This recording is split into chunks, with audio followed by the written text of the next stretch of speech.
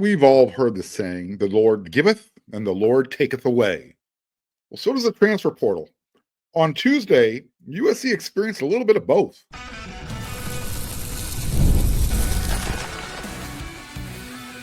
You are Locked On USC, your daily podcast on the USC Trojans, part of the Locked On Podcast Network, your team every day. Fight on, everyone. I'm your host, Mark Holkin, and thank you for making Locked On USC, which is part of the Locked On Network, your first listen every day. Whether you're watching this show on YouTube, you can pick your platform, download this podcast.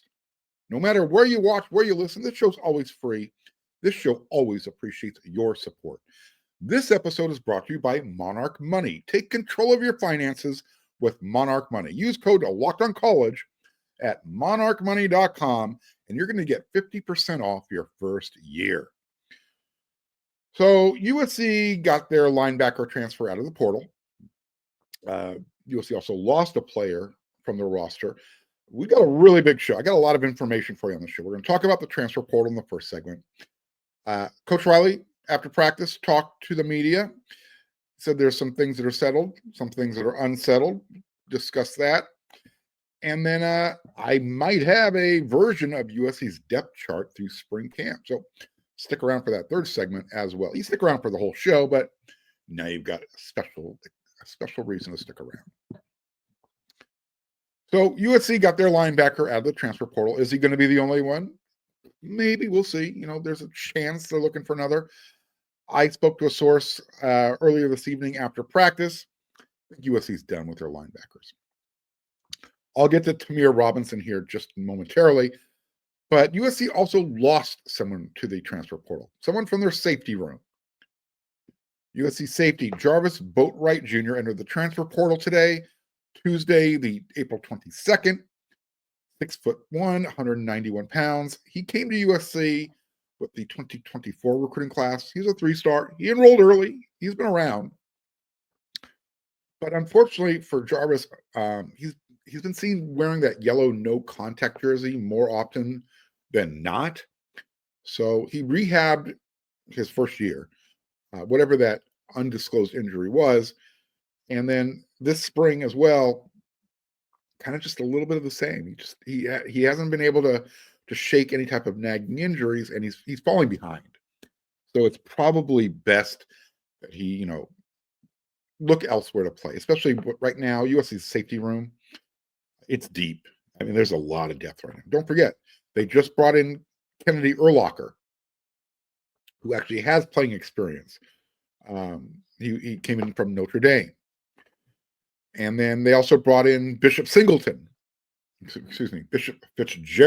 Where did I get Singleton from? I have no idea. Anyways, so USC actually brought in two safeties through the transfer portal so far, just in the spring alone. So in that group, in the safety room, you've got Kamari Ramsey, he's back. Christian Pierce, he's back. I just mentioned Bishop Fitzgerald. You got Marquise Gallegos. He's returning for his second year at USC. He's added some size. He looks the part right now. And then two guys who've already arrived with the 2025 class. You've got Steve Miller, and then D. Reddick is showing up in the summer. Hopefully that's the last guy from Doug Belk's room, right? He's got a lot of talented dude. Good mix of veteran leadership, and then some really good young talent coming up. So Jarvis is the sixth player to jump into the transfer portal over these last couple of months. Lorenzo Cowan, Jarvis Boatwright, you've got Amarian Peterson, Malachi Crawford, kicker Tyler Robles, and then Solomon Tuliapupu got everything started. He's already over there in Montana working on his final season. I think there's going to be at least another 1 to 3 more players that's currently on USC's roster that will declare for that transfer portal before the window actually closes. I'm hoping it's just one more. Hopefully it's no more, but I would like to take one as the number. You just don't want to see guys leave. You never want to see anybody leave. But just like the portal taketh away, it giveth. It giveth also. I mentioned Kennedy Urlacher. He arrived at USC over the weekend. And then on Tuesday, USC, we knew they were looking for another linebacker. The three names that were, on the board, you had Andrew Simpson from Boise State. I think he's off the board now. You had Gary Bryant, the linebacker from South Dakota, as well as Tamir Robinson from Penn State. Looks like Robinson fell in love with USC. Tuesday morning, he made his announcement. He is committing to the Trojans. So he's coming from Penn State, 6'3", 223 pounds. He played in parts of 8 games last year. He was a redshirt freshman. He finished the season with 11 tackles, and he had a half a sack in there, mixed in there as well. He's still learning how to play the inside linebacker position. He didn't do that in high school, and he's still making that transition at the college level. I want to remind everybody, this is how he was described, how he was graded out when he was being recruited out of high school. I talked about this on yesterday's episode of Locked on USC. So my everydayers, you're going to hear it again. If you didn't watch yesterday's episode, you're hearing it for the first time. Here you go. He's a long defender with range and on-field athleticism. Plays multiple spots for his high school's defense, but projects as an off-ball linebacker with the possibility of growing into a pass rusher long term. One of the longer linebacker prospects in the 2023 cycle. He measured 6'3", 225 pounds, with a 33.25-inch arms. And that was prior to him even starting his senior season in high school. He moves well at his size, can track down plays in pursuit, shows some signs of being able to play in space at the high school level, where he's asked to play safety or nickel. At times, he's still developing in terms of instincts. He missed a significant portion of his junior season after having surgery for a knee injury. So that's what you're getting with Tamir Robinson. To me, you're getting a younger player who's still learning the position. That's not going to rock the boat. In other words, Rob Ryan's room, you've got your 4. Here's your 2 deep. These are your linebackers. Desmond Stevens, Eric Gentry. So you got Desmond in the middle, Eric at the wheel. And then you've got behind him, you have Jaden Walker, Anthony Beavers. I hope nobody's overlooking Beavers. He's one of those guys who has stuck it out, who has been through the adversity. Remember, he arrived during the Helton years. He stuck it out. Whatever the team needed him to do. So in Coach Lincoln Riley's first 3 years, whatever he's being asked to do, he's doing it. He's a team leader, but he's also one of the best tacklers on this team. I mean, I still see that highlight roll into my head from the USC's Holiday Bowl win, where he caused that fumble. Defense ran it in for a touchdown. You remember Jacoby Covington yelling into my camera, "We a team now, we a team." Well, Beaver started that. Anthony actually I think he started 6 games last year. The fact that he keeps getting overlooked, I wouldn't do that. He's going to get a lot of playing time this year. And he's, Lincoln Riley talks about the size of the linebackers in the big conference. They're all around 230 pounds. Guess what? Big Anthony, he's close to 230. He's one of the stronger guys. He might not be tall. He's 6'1", maybe 6'2", but he's 228 pounds. He's one of the strongest guys on the team. And he's the best tackler. I know for a fact Coach Rob Ryan loves him. I had one source tell me that if it was up to Rob, doesn't need any linebackers. Tamir is a perfect depth piece. So again, he's not going to rock the room. He's still learning. I don't think anybody's anticipating him coming in and stealing snaps from anybody else. I've said it before. As long as Stevens and Gentry are healthy, they're going to get the bulk of the snaps on defense. But when they need a breather, break. Jaden Walker, Anthony Beavers, they're coming in. Maybe Robinson passes those guys up. Remember, he's got to learn the playbook. He's got to learn the system. He's just getting here. Spring camp is almost over. 2 more practices. Then we're off into summer with PRPs and then fall camp.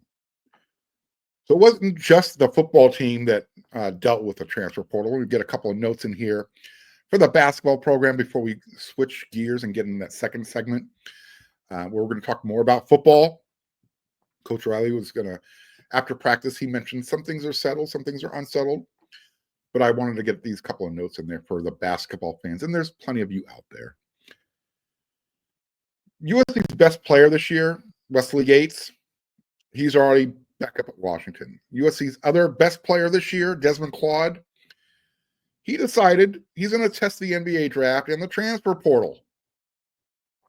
He also said that, he's going to go through the draft process, and he'll strongly consider returning to USC.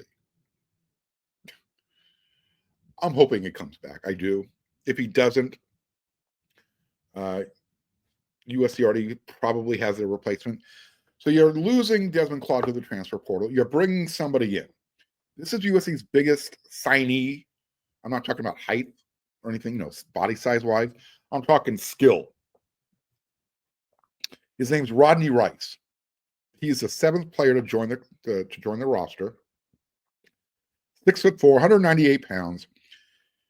He is that true combo guard who can shoot that Coach Musselman likes. USC got Rodney Rice after they lost out on Ian Jackson, who chose St. John's over USC. Rodney isn't any slouch. In fact, USC won the sweepstakes for him. USC was going up against basketball schools. I'm talking about programs that have had more success lately than USC on the court. They outbid Villanova, where his coach from Maryland just took the job. They were able to outbid Tennessee, Auburn, Gonzaga. So yeah, USC made a play. They're getting a really good player in Rodney Rice. In fact, he started every game for the Terrapins last year, except for 2 games. He averaged almost 14 points per contest. He shoots 43% from the floor, 37% from behind the arc. He's a fantastic free throw shooter, 81%. And for good measure, he'll give you a couple assists and a couple rebounds per game. So USC picked up a player that they needed. I'm still, fingers crossed, hoping that Rashawn Agee gets that extra year that he's asked for. St. Thomas is another one who's applied for an additional year, even though he's out of eligibility. As much as I would like St. Thomas to come back, Rashawn Agee's the dude. You need that glue guy. And if he does get that extra year, he's probably going to come back. Now, personally, as far as I'm concerned, I'm at the point where the sport I love, I'm a huge football fan, diehard. Basketball is like who I am. I used to coach high school basketball. Anyways, I'm literally at the point with the way the transfer portal works, the way the roster just the constant turnover. You're talking 8 to 10 players every year. I'm almost done with basketball. Between the Lakers and their self-inflicted LeBron James wounds, and college basketball going full pay for play from top to bottom, it's becoming a big turnoff. But that's the world we live in right now with the transfer portal. It's not quite as bad in football as it is in basketball, but football's starting to recognize that they have a problem, and they're getting ready to put some guardrails in place so it doesn't get any worse. All right. A couple more segments to go. Football.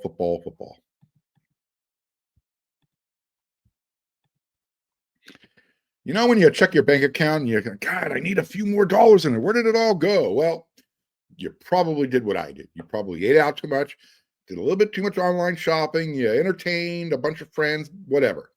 It's easy to lose track of your money. But that's where Monarch Money comes in. It's kind of like having your own personal CFO. It's going to give you full visibility, and it's going to give you control over your finances. Monarch Money isn't just a budgeting app. It's a complete financial command center. You can track all of your accounts, investments, spending, can do it all in one place. You're going to love the all-in-one convenience. Instead of juggling multiple apps, you can use Monarch to check your finances, track your spending, even start planning some long-term goals. Take control of your finances with Monarch Money. Use code LOCKEDONCollege at monarchmoney.com, and you're going to get 50% off your first year. That's monarchmoney.com, code LOCKEDONCollege for half off your first year.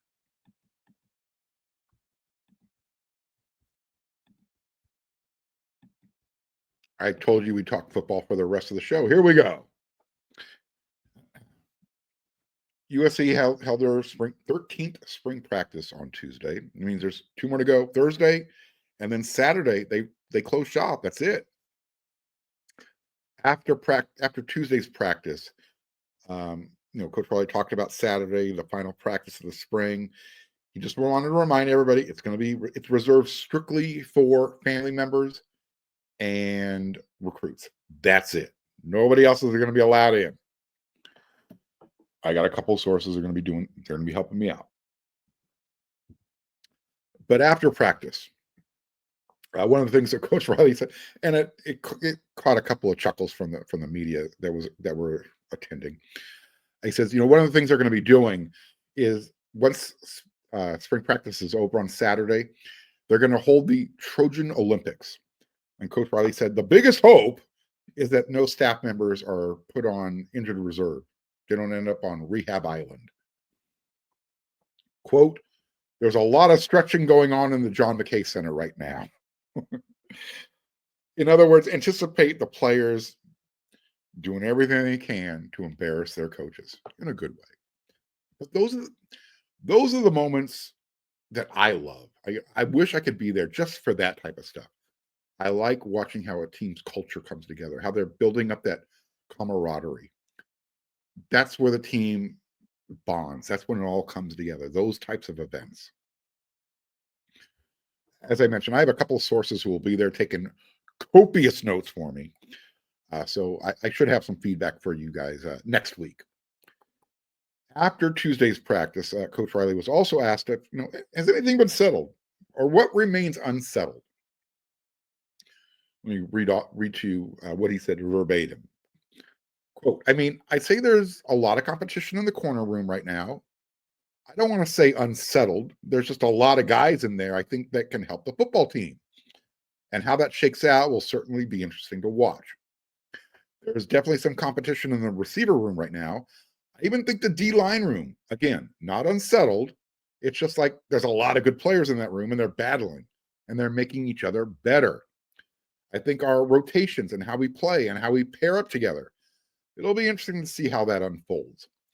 But through the end of spring and how those guys improve in the summer, but obviously we put a lot into that group and expecting that group to be dominant, to be a dominant unit. So I think that one comes together. So I think how that one comes together will be really interesting to watch unfold. Again, he was talking about the defensive line room there at the end. On that, I'll get to that. I'm going to give you a little editorial about the defensive line here in just a second. Coach also talked about the quarterback battle, how that's coming along. And he said at this point, Jaden is clearly the number one quarterback right now, which is not surprising at all. He mentioned that that Jaden Mayava has strung together a really, like 5 or 6 strong practices in a row. He's showing a deeper understanding of what the team is, quote, trying to accomplish offensively. He said that the quarterback, the room, it's in a good situation right now. They have good situational moments. Jaden's making the right decisions. He's just kind of gaining momentum, gaining steam. Let's see, what else did we talk about at practice? Oh, Coach was asked, which players have improved, and he gets asked this after every practice, but which players have improved the most this spring? And he took a little bit, he took his time, he searched the back of his mind, but he did mention a few names. He brought up Walker Lyons. He mentioned running back Brian Jackson, offensive lineman Tobias Raymond, Justin Taunu. How about offensive lineman Kalon Miller, running back King Miller? Both of those are walk-ons. But he specifically mentioned those two. I told you that I was going to give you a little bit of an editorial about the defensive line room. Here's how one person described two different players on the offensive line. When it comes to Alani Noah, he said he's a tank. In fact, the ground is afraid of him. And then he described Tobias Raymond this way. He's a quiet assassin. My interpretation of that, Tobias he's going to kill you, and he's going to act like it's just a normal part of his day. He's going to watch you there, he's going to turn around and walk away. Just another day on the job. I spoke to someone else after practice Tuesday, and this one was coming more from the defensive perspective. This person told me straight up, said, Mark, USC's defensive line is whooping the offensive line's butt. Those words. In fact, this is the second person who has made a similar comment. My everydayers might remember last week during a practice report. So the defense is getting the better of the offense so far. It looks like it's kind of been the trend throughout spring camp. In fact, the defensive line is doing so well, it's gotten to the point where Coach Riley has to kind of set up situations that allows the offense to execute without any type of disruption. That's a good thing, right? You're saying, well, maybe the offensive line should be doing better. Maybe they're doing fine, but the defense is just that good right now. My takeaway is that the defense was good enough last year, despite its flaws, its limitations. They were able to keep USC in every game. Now the defense this year, it's deeper. It's got better players across the board. I mean, I can understand why the defense is having their way. You had some visitors. Oh, guess who else? Guess who was at practice again? Tom. He's living at USC right now. I don't know how many times he's been to practice, but if USC's held 13, I would say he's been to at least 11, maybe 12. Doesn't hurt. The more the merrier. They also had a special guest, Hall of Famer, one of the all-time Trojan greats, Troy Polamalu. He was doing a little Trojan talking to the guys. So, yeah, you had recruits on hand again. Duve Williams, Kari Wilder. Gardena Sarah had a huge presence at practice. Huge presence. The coaching staff, players. It was a good day. Again, USC is making sure everybody understands USC is the place to be. If you're from Southern California, come hang out at USC. Find out, come feel the love. Remember, I talked about what Trovon Reed said on yesterday's episode. Come hang out at USC. Feel the love. Understand why this is where you need to be. All right, one more segment to go. We're going to talk about the football depth chart. Yeah, this could be. Maybe it is. Maybe it isn't.